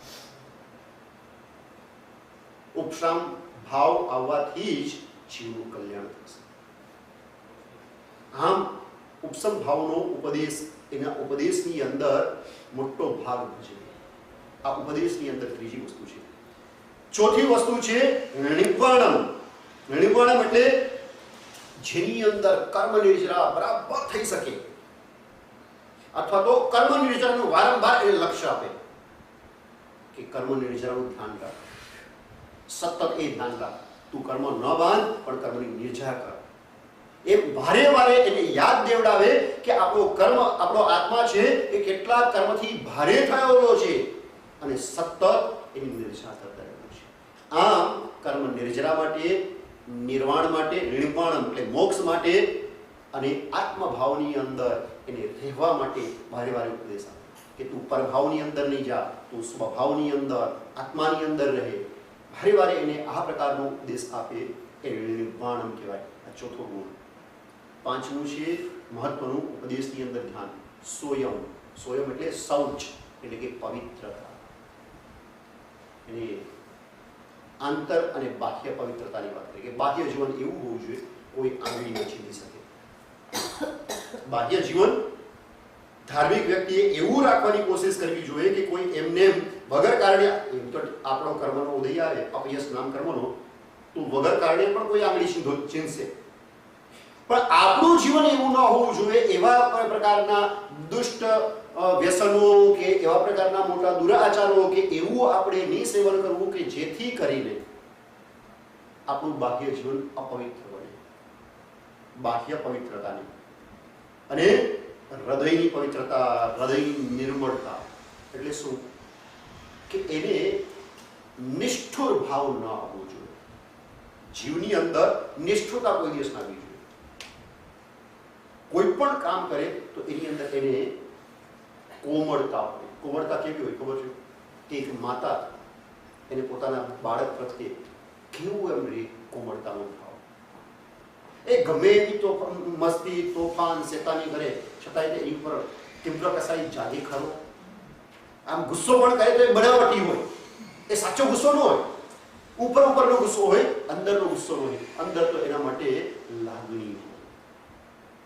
એવી રીતના જ જગતના બધા જ જીવો માટે એનો મન કોમળ થયેલું હોય. કોમળ થયેલું હોય ને એટલે એને કોઈના પણ પ્રત્યે દુશ્મનીના ભાવ ન જાગે. યાદ રાખો, આપણે જ્યારે કોઈકના પ્રત્યે અરુચિના અને દુશ્મનીના ભાવ જાગે છે ને ત્યારે આપણે વધારે કર્મબંધન કરીએ છીએ. એટલા માટે જ આપણે ત્યાં કીધું છે કે એક પણ જીવની સાથે સતત અરુચિને અભાવ હોય તો એ સમ્યક દર્શનની અંદર બાધક છે. એક પણ જીવ પ્રત્યે એવું નથી કે મારે કોઈની સાથે નથી, બસ આ એક વ્યક્તિની સાથે છે, તો કે ના, એ નહીં ચાલે, એ નહીં ચાલે. ધર્મના ક્ષેત્રની અંદર નહીં ચાલે. સમ્યક દર્શનની અંદર એ બાધા બની જશે, એ વ્યક્તિ બાધા બની જશે. એ વ્યક્તિ જે તમને નથી ગમતો એ જ તમને આગળ વધવા નહીં દે. આત્મિક દ્રષ્ટિએ એ જ વચ્ચે એ આવી જવાનો છે. એ વચ્ચે આવી જશે એટલે એના પ્રત્યે જે અરુચિ છે આપણા હૃદયની અંદર, એના પ્રત્યે જે તિરસ્કાર છે આપણા મનની અંદર, એના માટે જે દુશ્મનીનો ભાવ છે આપણા મનની અંદર, એ આપણી આત્માની ઉન્નતિની અંદર બાધક બની જશે. અને જે વ્યક્તિના ભાવ કોમળ છે ને, કેવા કોમળ ભાવ, ઉદાહરણ તરીકે આપણે શ્રીપાલ મહારાજનું દ્રષ્ટાંત જોવું. ઓલો વારે ઘડીએ એને બગાડે છે ધવલ શેઠ. શ્રીપાલ મહારાજના રાસથી આજ સાંભળવાનું. શ્રીપાલ મહારાજના રાસ જ્યારે કોઈ વખત હું કહેતો હોઉં ને ત્યારે બોલે કે હા શ્રીપાલ મહારાજની કેવી મજા, નવ લગ્ન થયા, બોલો. હા, ઘણા જીવો આવે છે, તમને આશ્ચર્ય થશે કે પછી તો તમે કે આટલું બધું કહો છો, નવ લગ્ન કર્યા, તો પછી એને તો શું જીવનની અંદર ધર્મ કર્યો, બોલો. એના 9 લગ્ન દેખાય છે, એ અલગ અલગ રાજ્ય એને મેળવ્યા, એ બધું દેખાય. કારણ કે આની અંદર તમે જો રાસ સાંભળો છો, એની અંદર આ બધી વાતો, ચમત્કાર, એ બધી વાતો ઘણી બધી આવે છે, તો જીવને એ દેખાઈ જશે. પણ શ્રીપાલ મહારાજનો જે એકચ્યુઅલની અંદર અંતરતમ ગુણ હતો ને, એ આ બધી જ વાતોની અંદર આપણને ધ્યાનમાં નથી આવતો. કેવો ગુણ, કેવો ગજબનો ગુણ. એ ઓલો ધવલ શેઠ, એને વારે વારે મારી કાઢવાના, બદનામ કરી દેવાના, પછાડી નાખવાના, હેરાન પરેશાન કરી નાખવાના, અને એ પણ અકારણ. બાહ્ય કોઈ કારણ હતું ધવલ શેઠને આને કંઈ બગાડ્યું હતું શ્રીપાલ મહારાજે? તો કે નહીં, કાંઈ નહીં. છતાંય તે કાંઈ બગાડ્યું તો આ જન્મની અંદર, છતાંય ધવલ શેઠ એકદમ પાછો એની પાછળ જ પડેલો. એ ધવલ શેઠનું જ્યારે મૃત્યુ થાય છે ત્યારે શ્રીપાલ મહારાજે મનોત્સવનું જે વર્ણન કર્યું છે,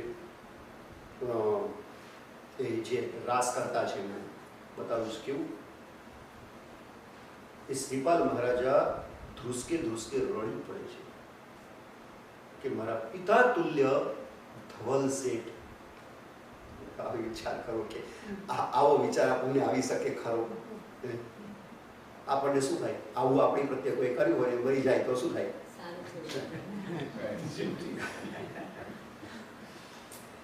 કેવા ભાવ છે, આપણે વિચાર કરો. ક્યાં એ જીવના કેવા ઉત્કૃષ્ટ, કેવા ઉત્તમ ભાવ છે. એટલે તો 9 ભાવની અંદર એ મોક્ષ જ તારેવાના છે, ફક્ત 9 ભાવની અંદર. કે આટલા સંસાર ભોગવ્યા છતાં, આપણે જે શ્રીપાલ મહારાજના રાસની અંદર જોઈએ છે, આટલું ભોગવ્યા છતાં 9 ભાવની અંદર પહોંચી જવાના. તો કેમ? તો કે એકચ્યુઅલની અંદર એ ભોગવતા તો બહારથી હતા, પણ અંદર તો આ ભાવ હતા એ જીવના, આવા અદ્ભુત. એનું મન આવું કોમળ કે એને ધવલ શેઠની સારી જ વસ્તુ દેખાય, ખરાબ દેખાયું જ નહીં. અને આપણી તો કાગડા જેવી દ્રષ્ટિ, ખરાબ જ દેખાય, સારું દેખાય જ નહીં. એટલે જીવની, આ બધા જીવની આ દશા છે. એટલે ઉપદેશની અંદર આ ખાસ કે મન હૃદય કોમળ બને. સોયમ અજ્જવીયમ, હજી મોટો ગુણ બતાવ્યો. જેમ જેમ સ્ટેપ બાય સ્ટેપ આગળ વધતા જાય છે શાસ્ત્રકાર મહર્ષિઓ, સર્વજ્ઞ ભગવંતા હતો, તો એની અંદર જે વાત કહે એ તો કેવી અદ્ભુત હોય, કેવી અદ્ભુત હોય. અજ્જવીયમ, અજ્જવીયમ એટલે આર્દવતા. એટલે શું? તો કે નિષ્કપટ વૃત્તિ, કપટ નહીં, દંભ નહીં, બતાવવાની વૃત્તિ નહીં, અંદર કંઈક ને બહાર કંઈક એવો ભાવ નહીં. એનું નામ કહેવાય સરળતા. ભગવાન મહાવીરે કીધું છે, સોહી ઉજ્જુય ભૂયસ ધમ્મો શુદ્ધસ્સ ચિત્તૈ. સોહી ઉજ્જુય ભૂયસ, શુદ્ધતાને પ્રાપ્ત કરે. કેવી રીતના? રુજુભૂત થઈ. રુજુભૂત એટલે સરળ, નિષ્કપટ થઈ.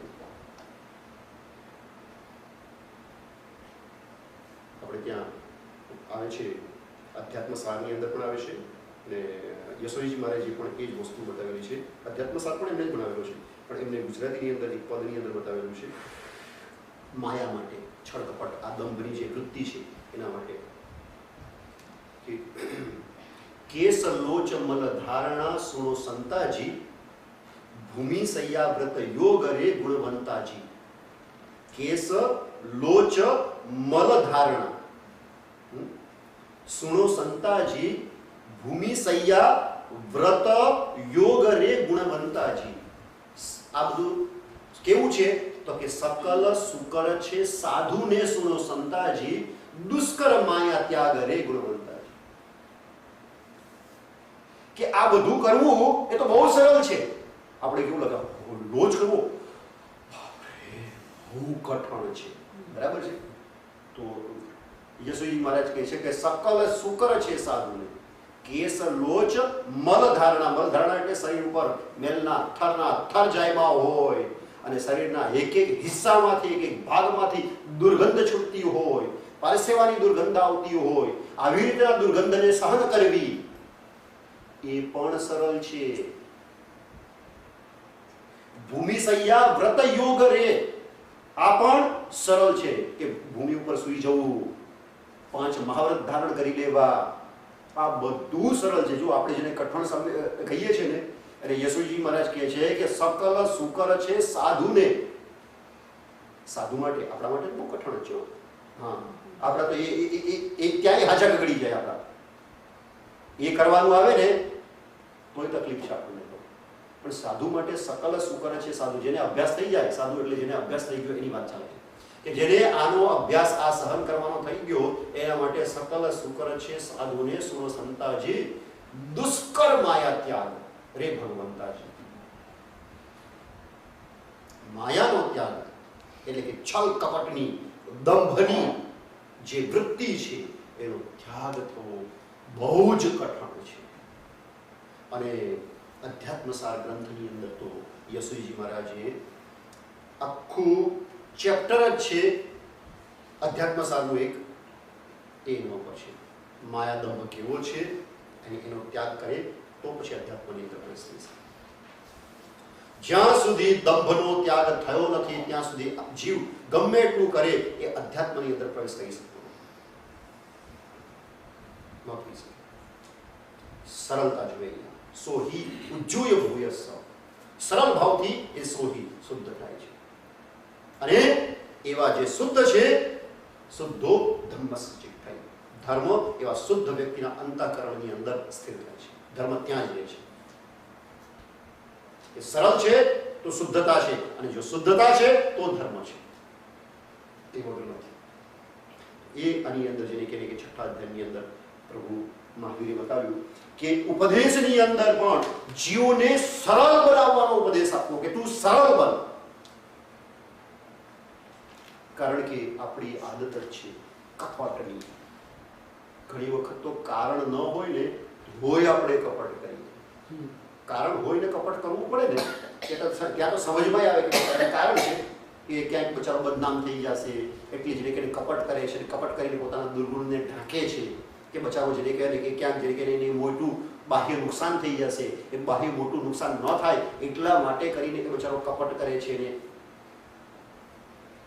પરંતુ આ તો નોર્મલ કોઈ એક ફ્રેન્ડ બીજા ફ્રેન્ડને મળશે કેમ છે અને જો થોડુંક સારું ચાલતું હશે ને તરત જ મોડું બગડે કાંઈ નથી યાર જવા દેને વાત કંઈ મજા નથી કારણ કે એને ડર હોય ક્યાંય પાછો ઓલો કંઈ હેલ્પ ના માંગી લે તરત દંભ કરશે કંઈ તરત છળકપટ કરશે નાની નાની વાતની અંદર આપણે કંઈ પણ એકબીજાની સાથે વાત કરતા હોય ને તો એની અંદર આપણને છળકપટ દંભની વૃત્તિ આવી જશે આપણે જે નથી એ બતાવશું અને જે છીએ કોઈ દિવસ નહીં બતાવીએ જે નથી તે બતાવવું અને જે છે એ નહીં બતાવવું એ દંભ એ છળ એ કપટ એ માયા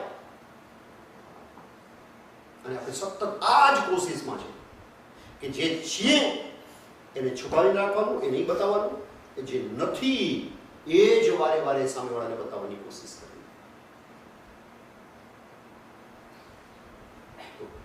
જીવનું જેને કહે કે વિકાસ છે આત્મિક દ્રષ્ટિએ આના કારણે રોકાઈ જાય છે એ પછી ભગવાન મહાવીરે અજવ્યમ પછી મદ્દવ્યમ એટલે માર્દવતા ગુણ કીધો છે કે એ વિકસાવવાનું જીવની અંદર જે પણ ખરેખર સાધનાના ક્ષેત્રની અંદર આગળ વધવા ઈચ્છે છે એને વારે વારે એ ઉપદેશ આપવાનો જે રીતના આદિનાથ ભગવાને બ્રાહ્મી અને સુંદરીને મોકલ્યા હતા બાહુબલી પાસે શું ઉપદેશ આપવા? વીરા વીરા મોરા ગજ થકી ઉતરો ગજ ચડીએ મદ્દવીય, ભાર્ગવતા, નમ્રતા, નિરઅહંકારિતા. કારણ કે અહંકાર છે એ ભયાનક છે, એ પણ અધ્યાત્મના ક્ષેત્રની અંદર એ મૂકી દે છે જીવ. લાઘવીયમ, લાઘવીયમ એટલે શું? એ પછી આના કરતા હજી વધારે જેને કહે કે આગળનો ગુણ એ શીખવવો. લઘુતા એટલે આસક્તિ એને ઓછી કરતા શીખવું, કે આસક્તિ ઘટાડ. આસવા પરિતાવેન્તિ, જે આસક્ત છે એ જ દુઃખી થાય છે, અને આસક્તિને ઘટાડતા રહેવાની વાત છે. કે આ ઉપદેશ આપવો, એને કેવી રીતના ત્યાગ કરવો એનો ઉપદેશ આપવો. પરિગ્રહ ત્યાગ દ્વારા, નાના નાના ત્યાગ દ્વારા આપણે ત્યાં એકચ્યુઅલની અંદર જ્યાં જ્યાં દાનની વાત આવે છે ને, એ એકચ્યુઅલની અંદર દાનની વાત નથી, પણ એકચ્યુઅલની અંદર શેની છે ખબર છે વાત? એ લોભને ઘટાડવાની વાત છે. કે દાનના નિમિત્તે આ જીવનો લોભ ઘટશે, દાનના નિમિત્તે આ જીવની આસક્તિ ઘટશે, દાનના નિમિત્તથી આ વ્યક્તિની મૂર્છા ઘટશે. આવી રીતના આસક્તિ, મોહ, લોભ, મૂર્છા એને ઘટાડવા માટે આપણે ત્યાં દાનનું આટલું મહત્વ છે. કે આમ જ જીવ શીખશે બચારો, ધીરે ધીરે ધીરે ધીરે શીખતો જશે, અને ક્યારેક એનો ગુણ વિકસિત થઈને પછી એને ખરેખર અંદરથી આસક્તિ રહિત બનાવી દેશે. મદ્દવીયમ, લાઘવીયમ, લાઘવીયમ પછી છે અણૈવત્તિયમ. અણૈવત્તિયમના 3 અર્થ આની અંદર શાસ્ત્રકાર મહર્ષિએ બતાવ્યા છે. લીધેલા વ્રતને દ્રઢતાથી પાળવાનું શીખવવાનું. આપણે જ્યાં જેને કંઈ સમજો કોઈ ઉપવાસ કર્યો, થોડીક તબિયત બગડી, ઠીક છે બેટા ચાલ, આજે નહીં કરતો શું કહીએ, પછી કોઈ વખત કરીએ છીએ. એમ નહીં બેટા, કષ્ટ તો પડે, કષ્ટો સંસારની અંદર આવવાનું છે, જો તું થોડુંક સહન કરતા શીખ તો ખરું બેટા. એમ એને થોડુંક ઉત્સાહ આપો, એને શીખવવા. કારણ કે યાદ રાખો, કષ્ટ કોઈને પસંદ નથી, આપણને પસંદ નથી, બરાબર છે? તો છોકરું છે, નવું નવું શીખી રહ્યું છે. હવે એને પહેલેથી જ આપણે કહીએ વાંધો નહીં, આજ નીકાળે તો કોઈ દિવસ નથી શીખ્યો, અને એને કહીએ બેટા થોડુંક શીખ. પછી આપણે જોઈએ કે જેન્યુઅન કારણ છે કે ના ના, એ હવે કરી જ નથી શકીએ, ત્યારે આપણે બીજો કોઈ ઉપાય બતાવીએ તો સમજમાં આવે. પણ ના, પહેલા તો એને તું શીખ, તું આગળ વધ. સહન કરવું એ જ સાધના છે. પહેલી સહન કરે તે સાધુ, મેઇન સૌથી પહેલી વાત એ છે. એટલે સાધક જીવનની અંદર એ વસ્તુ શીખવાડવાની. એટલે લીધેલા વ્રત એક વખત તમે લીધું તો એને પાડવાની ભાવના, એટલે મારે પાડવું છે, વ્યવસ્થિત પાડવું છે. આ મનની અંદર ભાવ સતત એને કેળવવા. એટલે જે સાધક છે એને એ રીતનો સતત ઉત્સાહ અને ઉપદેશ આપતા રહ્યો. બીજો અર્થ કરેલો છે કે અણૈવત્યમનો સૂક્ષ્મ અને સ્થૂળ હિંસાને ત્યાગવી. આ સતત ઉપદેશ આપવો જીવને કે ભાઈ તું હિંસાને છોડ, હિંસાને છોડ, હિંસાને છોડ. કારણ કે હિંસાથી જીવની જબરદસ્ત અવનતિ થાય છે. ત્યાં સુધી કે આચાર્ય સૂત્રની અંદર કીધું છે કે જે હિંસાની અંદર રક્ત છે એવો વ્યક્તિ ભવાંતરની અંદર દુર્લભ બોધી થઈ જાય છે. હિંસા એટલી ખતરનાક છે કે એને ફરીથી આ સમ્યક ધર્મ જલ્દીથી સાંભળવા પણ નથી પડતો. એટલે હિંસાને છોડવાના ભાવ તો દ્રઢતાથી રાખવા. એ કોઈ પણ હિંસા, એ પૃથ્વીકાય, અપકાય, દેવકાય, ભાવકાય, વનસ્પતિકાયની હિંસા હોય કે પછી તરસકાયની હિંસા હોય. હિંસાને કોઈ દિવસ સારી નહીં માનવી, અથવા તો સતત પ્રતિપળ કદાચ જો હિંસા થતી હોય તો એની અંદર પણ હિંસાનો જેને કહીને મનની અંદર ભારોભાર પશ્ચાતાપ રહેવો જોઈએ કે આ ખોટું છે એટલે ખોટું જ છે એટલે ખોટું જ છે. કે ક્યારે હું છૂટું, અને જ્યારે એમ લાગે ને એવો ભાવ સાચો જાગી જાય ને ક્યારે હું છૂટું, ત્યારે જ્યાં જ્યાં જેટલા પ્રમાણની અંદર જીવથી છૂટી શકાય એટલો અવશ્ય એક પ્રયાસ અને પુરુષાર્થ કરવાનો. પણ જીવને કહેવું પડે કે નહીં ખોટું છે અને એનાથી તું છૂટ, એમ કહેવું પડે. તો એનો ઉપદેશ આપવો. સ્થૂળ અને સૂક્ષ્મ કીધું, એમાં સ્થૂળ અને સૂક્ષ્મમાં કયા રીતે ડિફરન્સ છે? સ્થૂલથી જે જીવ હિંસાની વાત આવે છે, તો એ સ્થૂલથી જીવ હિંસાની વાત શું છે કે શ્રાવક જીવનની અંદર મોટા ભાગે આપણે ઘણી વખત જેને કહે હિંસા કરવી પણ પડતી હોય છે, બરાબર છે? જેમ કે શાકભાજી મળવા પડે, એના સિવાય પણ જે રીતના આપણે ત્યાં સ્થૂલથી પ્રાણાતિપાત વિરમણ વ્રત છે એની અંદર ત્રસ્કાઈની હિંસાનો પણ બિલકુલ ત્યાગ છે એવું નથી. સમજો કે આનો ત્યાગ સ્થાવરની હિંસાનો આપણે ત્યાગ ન કરી શકીએ, પણ ત્રસની હિંસાનો ત્યાગ કરી શકીએ ને? ના, ન કરી શકીએ સંપૂર્ણતા. કેમ? તો એની અંદર ઘણા એ આવી જાય કે એક સાપેક્ષ છે કે નિરપેક્ષ, સકારણ છે કે અકારણ. કારણ કે ઘણી વખત સકારણ હિંસા કરવી પણ પડે. કેવી રીતના? તો કે ત્રસ્કાઈની અંદર આપણે જે પશુ પાળ્યા હોય એ પણ ત્રસ્કાઈની અંદર આવે, ત્રસ્કાઈની અંદર આપણા સંતાન વગેરે પણ આપણા પરિવારવાળા બધા ત્રસ્કાઈની અંદર આવે ને. આપણે બધા ત્રસ જ છીએ ને ભાઈ. હવે કોઈક વખત એને મારવા પડે કે નહીં મારવા પડે, તો એ ત્રસ્કાઈની હિંસા કહેવાય કે ન કહેવાય? તો આ સકારણ છે ને એનો આપણે ત્યાગ નથી કરી શકતા, અકારણનો ત્યાગ કરી શકીએ છીએ. પછી અકારણનો પણ જે સકારણનો આપણે જેને કહેવાય કે હિંસા કરીએ છીએ એની અંદર પણ જેને કહેવાય ને કે ધ્યાન રાખવાનું છે. શું? તો કે સાપેક્ષ અને નિરપેક્ષ. એટલે આપણે એ જે હિંસા કરીએ છીએ એની અંદર આપણા ભાવ, આપણી પરિણતિ એ વગેરે વિચાર કરવાનો છે. એટલે આ બધી વસ્તુનો વિચાર કરીએ. જેવી રીતના આપણે ત્યાં ચોર આવી ગયો, વ્યભિચારી આવી ગયો, કોઈ ગુંડો બદમાશ જ છે અને છેડતી કરી રહ્યો છે, તો શું આપણે હાથ જોડીને બેઠા રહેવાનું? તો શું કરવાનું? આપણે આપણો ગ્રહસ્થ ધર્મ બજાવવો જ પડે. એ દુષ્ટ વ્યક્તિ છે ને આપણી અંદર શક્તિ છે, તો મનની અંદર કલુષિત ભાવ લાગ્યા વગર એનાથી રોકવાનું. અને રોકવા માટે કોઈક વખત જેને કે બળ પ્રયોગ કરવો પડે, તો એ બળ પ્રયોગ પણ કરવો પડે. કે એની અંદર એ નથી કે બળ પ્રયોગ કરાય જ નહીં કરીને. તો જો એવું હોત તો કુમારપાલ મહારાજે જેને પરમ આઘાત કીધા એ યુદ્ધ કરવા જ ન ગયા. જેટલા યુદ્ધ કર્યા એટલા બધા જ જીત્યા છે. વસ્તુપાલ તેજપાલ. હા, એટલે એની અંદર ક્રૂરતાનો ભાવ નહીં આવવાનો. એ વસ્તુ છે. તો આવી ઘણી બધી જેને કહીએ ઘણા ક્લોઝ છે, તો એની અંદર સ્થૂલથી આવી રીતના હિંસાઓ થાય છે. તો એ સ્થૂલથી જે થતી હિંસાઓ છે એની અંદર યથાશક્ય વધારે એ હિંસાઓ ન થાય એનું ધ્યાન રાખવાનું અને સ્થૂલથી અહિંસાને પાડવાનો પ્રયાસ કરવાનો. અને સૂક્ષ્મથી અહિંસા તો સાધુ ભગવતની છે જ. આવી રીતના 9 ને 5 થઈ છે. અને આ અણવયત્યમનો ત્રીજો અર્થ છે. અણવયત્યમનો ત્રીજો અર્થ, છઠ્ઠું અધ્યયન એનું આ થોડુંક જઈને કહી દઉં કે આગમમાં જે વસ્તુ જેવી છે તેવી પ્રરૂપણા કરવી. આ સૌથી મહત્વની વાત છે આ 9 ની અંદર.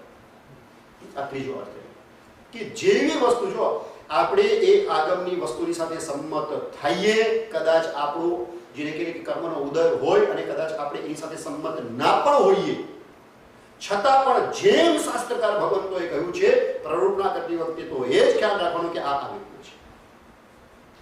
આપણે સંમત ન હોઈએ એ વસ્તુ જુદી છે, પણ જો પ્રરૂપણા કરવાની વાત આવે ને, કારણ કે આપણને એવું જ્ઞાન છે જ નહીં કે એકચ્યુઅલની અંદર આ ખોટું જ છે એવું જ્ઞાન આપણને ખરું, છતાંય તે આપણે ઘણી વખત એની અંદર સુધારા કરીને એને ખોટું જ માની બેસીએ છીએ. એને આ ખોટું છે, આ બરાબર નથી, આ બરાબર છે, આટલું બધું બરાબર છે, પણ આ બરાબર નથી. પણ પ્રરૂપણા કરતી વખતે ખાસ ધ્યાનમાં, કદાચ માણસ જ્યારે કહે છે પોતે પોતાની વાત હશે કે પોતે કદાચ નહીં માને ને તો એટલો કર્મબંધન નથી કરવાનું જેટલું ખોટી પ્રરૂપણાથી કર્મબંધન કરશે. એટલા માટે જ આનંદજી મહારાજે કીધું છે કે પાપ નહીં કોઈ ઉત્સૂત્ર ભાષણ જીશો, ધર્મ નહીં કોઈ જગસૂત્ર સરીખો, સૂત્ર અનુસાર જે ભવિક ક્રિયા કરે તે હનું શુદ્ધ ચારિત્ર કરી. ઉત્સૂત્ર પ્રરૂપણા જેવું આ જગતની અંદર બીજું કોઈ પાપ નથી. અણવત્ય અનૈવત્ય એનો અર્થ છે ઉત્સૂત્ર પ્રરૂપણા, ચોખ્ખી, ક્લિયર કટ. પોતાની અંદર જો એ ગુણ ન હોય તો કહી દેવાનું કે મારી અંદર ગુણ નથી, એની અંદર સ્વીકારવાની અંદર કોઈ વાંધો નથી.